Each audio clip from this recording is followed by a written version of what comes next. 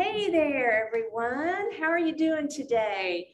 I'm Edie here in the classroom studio at the Chisholm Trail Heritage Center in Duncan, Oklahoma, and I'm ready to talk to you on Trail Talk today.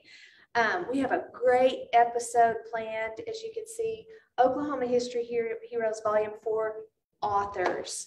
And I mean, I'm just like touching the very tip top of the people who are from Oklahoma who are very accomplished authors. It kind of blows my mind when I really was doing the research. And some of these people you may have heard of. Others, this may be your first introduction to them, but I'm really glad you're tuned in to learn about these people. Now, last time I was with you, we were doing Texoma Gives Day, and thank you to everyone who contributed that day. It was a great success for us, and we just so appreciate your support. So the Oklahoma authors, as I said, there are a number of authors, and they range from, children's books, novels, books for teens. Are we live? Okay, books for teens, poetry. I mean, every kind of writing, I guess you could say, books of essays, all sorts of things like that.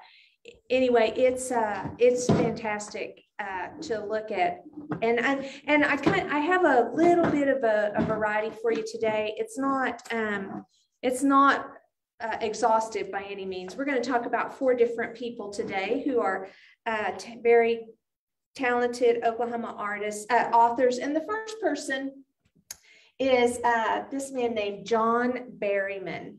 Now, John Berryman was actually born John Smith in McAlester, Oklahoma in 1914. When he was 12 years old, his father took his own life just outside of John's bedroom window. The information, I never said if he actually saw what happened, if he just heard. And anyway, the incident left a mark on his life and kind of affected him in a way that he never really got over. But his mother remarried, and John took his stepfather's name, Berryman, and went on. They lived in Massachusetts and then later in New York City. In fact, he graduated from Columbia University in 1936 and then went to Cambridge University in the UK and studied there on scholarship. So very, very intelligent and really good at what he did. He was married 3 times. The first time in 1942, and then after that marriage, in 1948, he wrote this first really important book of poetry that was called Dispossessed. He went on to write a biography, and then in 1955, he took a position at the University of Minnesota where he remained until he died. But prior to that, he taught at Harvard and Princeton. So obviously his credentials were well known, and he was widely accepted in the realm of writers. His most important book, publication, his masterwork, so to speak, was called 77 Dream Songs, and it came out in 1964. And there was a character named Henry who, this information said, he was an anguished and often deranged character, much like Berryman. And as I mentioned before, his father's death when he was 12 years old just had such an impact on who he became, kind of the tortured soul, inspired writer. And he was unique in his writing style. He was influenced by Yeats, the great Irish poet, psychoanalysis, and Shakespeare. So he had, you know, a lot of different angles that fed into his writing style, in addition to his own life experiences. His lifelong struggle with alcoholism and depression caused him to take his own life in 1972, and he actually jumped off of a bridge in Minnesota and in January, and so it was the dead of winter, and did not survive that. But he was elected a fellow of the Academy of American Poets in 1966 and served as chancellor from 1968 until his death. And so just being recognized within the writing community, within academia, and just being so well known, even though, you know, kind of a cutting edge in his style, I guess you could say. John Berryman, I mean, we're just really proud to say that he is a fellow Oklahoman, one of our great history heroes. Okay, the next man I want to introduce you to, John Joseph Matthews. Now, this is a picture of him as a young man, obviously. Very interesting life. He was born in Pawhuska, and he was 1/8 Osage. He was the grandson of Bill Williams, who was a legendary mountain man who worked with the Osage people. He attended school in Pawhuska, and of course he grew up riding horses through the Osage lands there near Pawhuska. During World War I, he enlisted in the U.S. Army and served in the cavalry, and then later became a pilot. Of course, this would be post-World War I, I think, in the 25th Squadron, and he flew the Jenny, the Curtis H, and de Havilland airplanes. And he had a lifelong interest in aviation.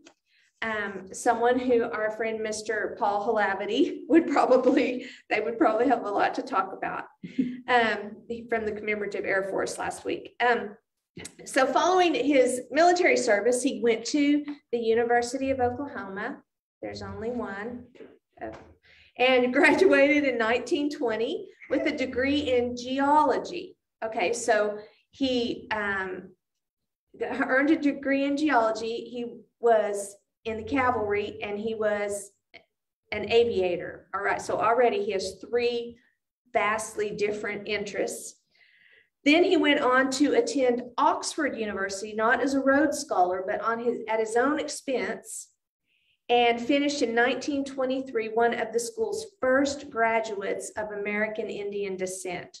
So very proud of his heritage, his culture, and always took that with him wherever he lived. So then he went on to study international relations at the University of Geneva while the League of Nations was in session. Wow, what a super interesting place to be in history. And then he was on a hunting trip in North Africa in the late 1920s, and he was observing some tribal rituals of some of the African people, and it brought back to him his own roots and how important the tribal rituals of the Osage people really are, and how that needed to be preserved and held on to. And so that encouraged him to come back to Oklahoma, where he devoted himself to collecting, restoring, and preserving the Osage culture. So then writing finally comes around, because remember, he's one of our authors that we're talking about today. In 1932, the University of Oklahoma Press released his novel, and I'm going to apologize up front. I believe this is in Osage, the Osage language, Wakanta, the Osage and the White Man's Road, and it became a Book of the Month Club selection, reportedly the first book printed by University Press to have that distinction. His second Osage novel was called Sundown. He wrote several others. He wrote a biography, The Life and Death of an Oil Man, the career of E.W. Marland. And that name may ring a bell for some of you.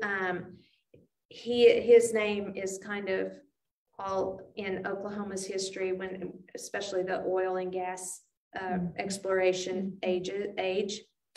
And he, in 1961, published a 30-year-long oral history project called The Osages, Children of the Middle Waters. Now, he was married twice. He had 2 children in his first marriage, and then he had 2 stepchildren in his second marriage. And his stepson, John, wrote a book about the Osage murders, John Hunt, and it was called The Gray Horse Legacy, and it came out in 1968. I'm very intrigued to read that book. I read Killers of the Flower Moon, which is about the Osage murders that happened all around Pawhuska. You probably even heard that about the movie that is being made. I'm not sure if the movie's going to have that same title, but with like Robert De Niro and Leonardo DiCaprio, some pretty big name people are in this film. And so anyway, I'm kind of intrigued to read this book by John Hunt. But Matthews served on the Osage Tribal Council from 1934 to 1942, a major figure in the development of the Tribal Museum in Pawhuska. Another little connection, Joe Don Brave, who is our featured artist and through the end of September, was also associated with that tribal museum. He worked as their curator for some time, and I think he still has some association with that. So anyway, just kind of a cool little nugget to include there.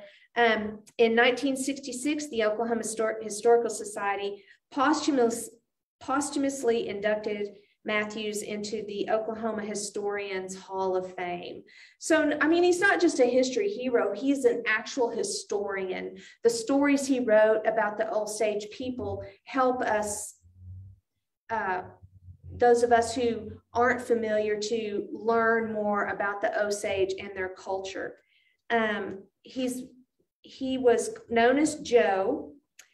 He was a novelist, a naturalist, a biographer, a historian, a tribal preservationist.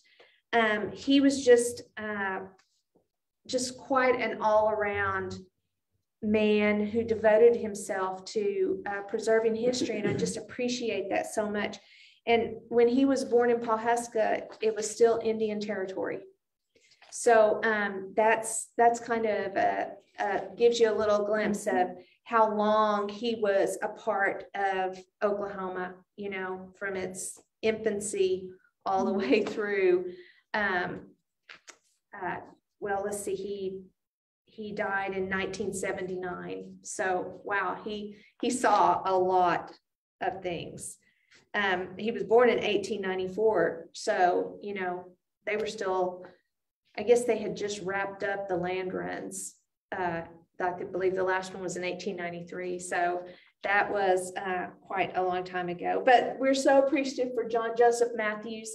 And like John Berryman, if you're not familiar with their writings, take advantage of hearing their names and learning about them, and I bet their books are in the public library where you live, or you could find something about them on Amazon or, you know, some other site like that. So let me encourage you to do that. I know that their books are available. Now, the next 2 authors I'm going to guess you probably have heard of. The first one is S.E. Hinton. And I chose this picture of her. Of course, this is not a very current picture. She's still living. But this is from a scene of the movie The Outsiders. And if you're not familiar with that movie, rent it, look it up online and watch it. It is one of the classic movies about teenage angst and social groups and just it's a great story. And it was written by, this is her, S.E. Hinton. Her name is Susan Eloise, and she was born July 22nd, 1950 in Tulsa. This story takes place in Tulsa. The story, The Outsiders. Now she didn't find a lot of things that she was interested in. And so except for reading and writing, those were her favorite pastimes. She kind of had a dream of becoming a cattle rancher at one time. And so her earliest writings were about, the kind of cowboys, gunfighting, horses, things like that. Because even though she had that dream, writing is really the thing that took her through her life. So she was not that interested, however, in the typical boy meets girl kind of story. And so she wanted to write about something more realistic. And so she took inspiration from real life events that happened and created a story of two gangs and their rivalry. One great gang, the Greasers, the other, the Socias. Of course, they're different economic groups, the lower middle class and the upper class kids of Tulsa, or insert any city or town name. There's always a division like that. The story is narrated by Ponyboy Curtis. This is Matt Dillon, I believe is the actor's name, and he's playing a character named Dallas.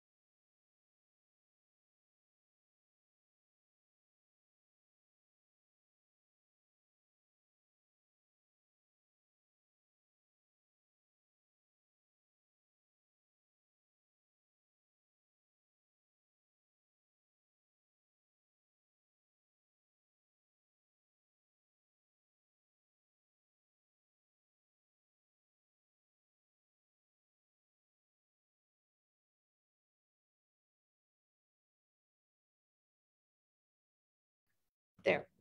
Okay, ta-da, I'm back.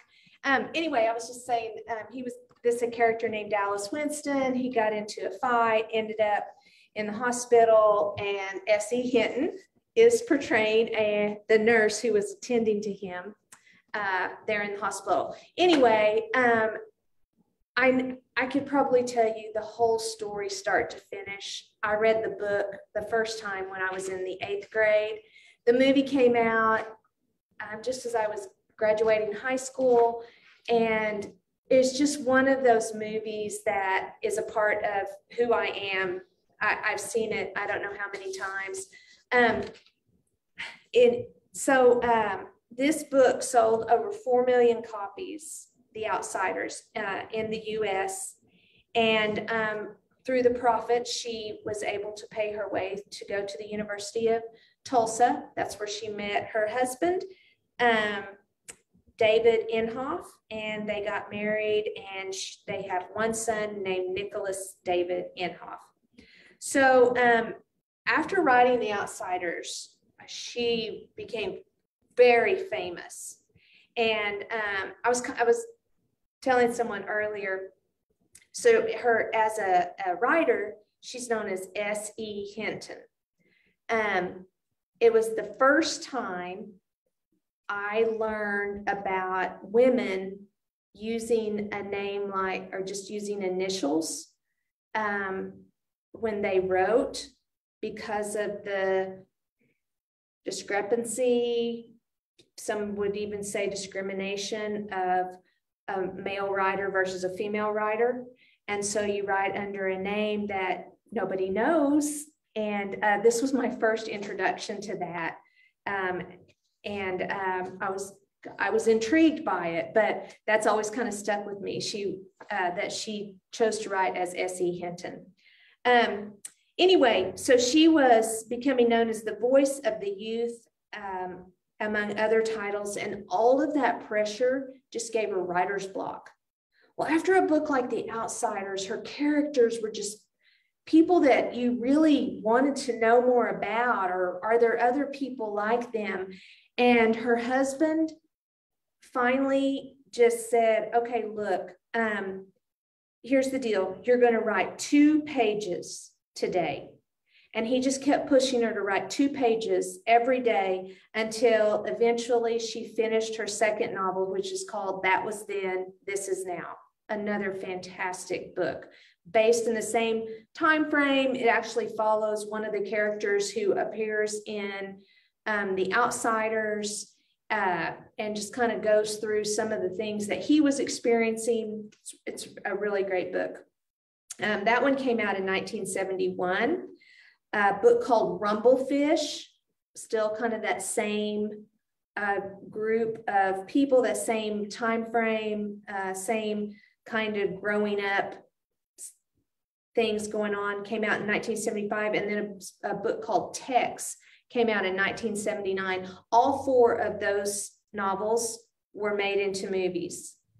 And The Outsiders and That Was Then, This Is Now both came out very close to each other. And Francis Ford Coppola directed both of those films. So, you know, it's not like she's some person from Oklahoma who wrote a cute little story. She wrote books that Francis Ford Coppola wanted to direct as movies. I mean, she really did influence a lot of people. So then I said that wrong. Rumblefish and The Outsiders came out the same year, 1983. Tex and That Was Then, This Is Now were later made into films. Then she started writing books for younger. She kind of got out of the teen book writing scene, I'll just say. And she wrote Big David, Little David, and that was for kindergartners. Are you familiar with that book, yes. Tina? Mm-hmm. Tina, who's doing our camera, she was a kindergarten teacher before coming here, and Big yes. David, Little David is a book that she's familiar with. So that's cool. That's so cool. And then there was another one called The Puppy Sister, and it was written for elementary yes. Level children. You know yes. that one too? And yes. she knows that one too. That's so cool. I love it. Awesome.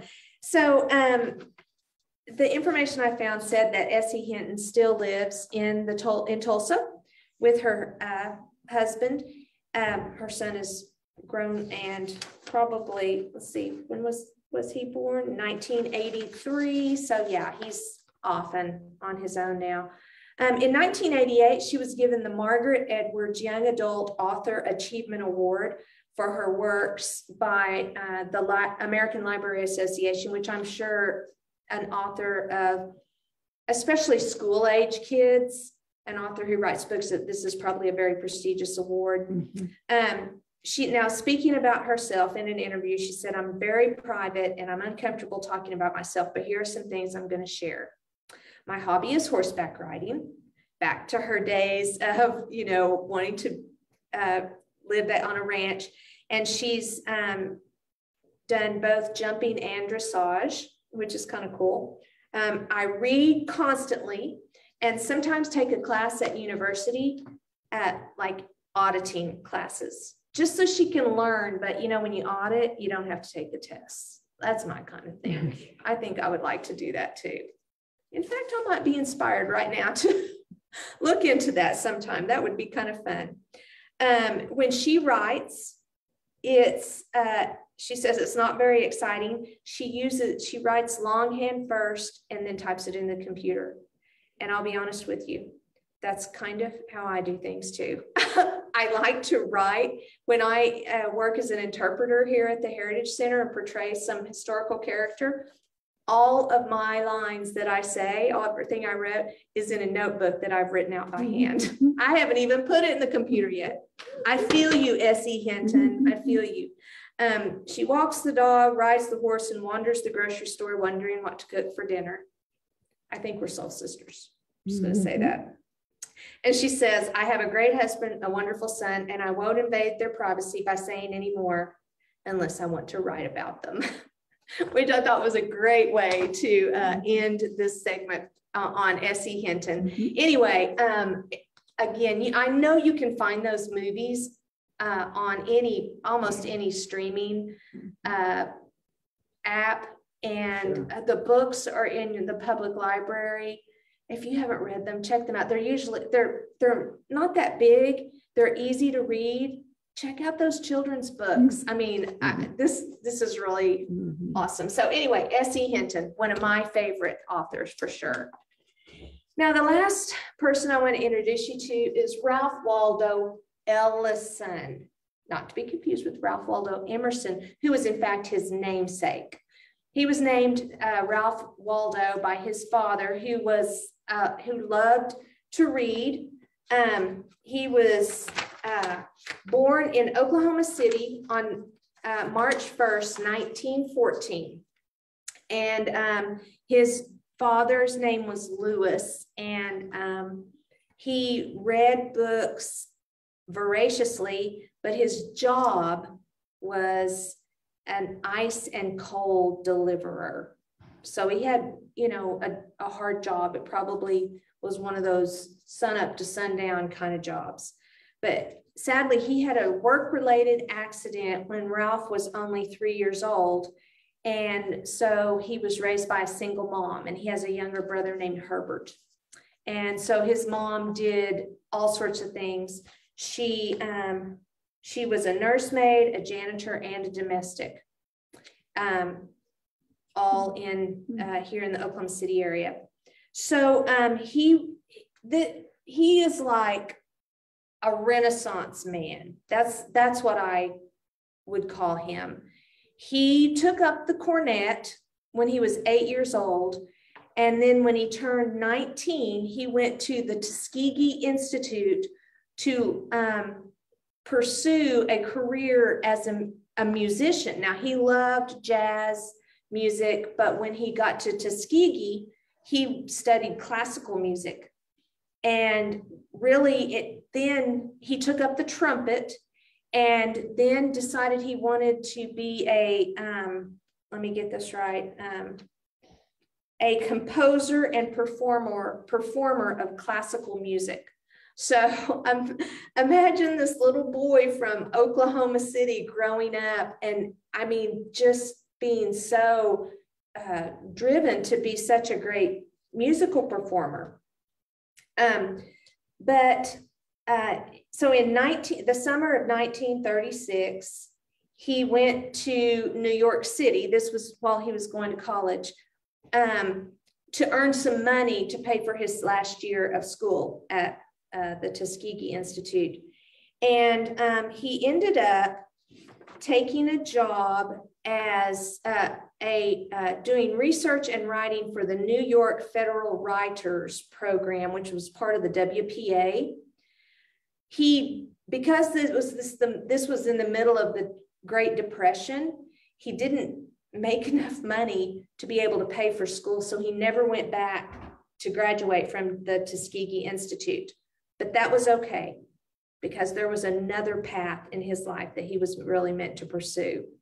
So working for this Federal Writers Program, I actually have listened to, I like to listen to books sometimes, and I was listening, and podcasts, and I was listening to one about someone who worked for this same program, but in the Chicago area, and about how they actually interviewed people who had been former slaves, or their parents had been slaves, and they had grown up kind of still belonging to a family, not as a slave, but just not ever really separating completely from that. I don't know what you would call it, But anyway, it's very interesting, the things that the information they discovered in talking to these people. So Ralph Ellison, growing up in a world that was very different from the people he was interviewing, all that was very influential in helping him come up with the very first book he ever wrote. He met some other authors while he was in New York who kind of helped mentor him. And he ended up working and writing essays and short stories for New Masses, the Negro Quarterly, the New Republic, and the Saturday Review, among other publications. So he was, practicing his writing. He was honing those writing skills while he was there in New York City. Well, then along comes World War II. And he joined the U.S. Merchant Marine as a cook, saw action in North Atlantic, and then began thinking of writing a novel. That was when he first started having those thoughts and ideas. And then after the war was over, he wrote the great book called Invisible Man. Now, not The Invisible Man that was made into a movie. I think what The Invisible Man, wasn't that like a H.G. Wells story? Yes. This is just called Invisible Man. And it catapulted him really into being a very serious literary figure. And he actually spent the next 2 years after the book came out. It came out in 1952. It was on the bestseller list for 16 weeks and won the National Book Award. Anyway, from 55 to 57, he was in Rome as a fellow at the American Academy. When he came back to the U.S., he taught at several universities, including Bard College, University of Chicago, Rutgers, Yale, and NYU, New York University.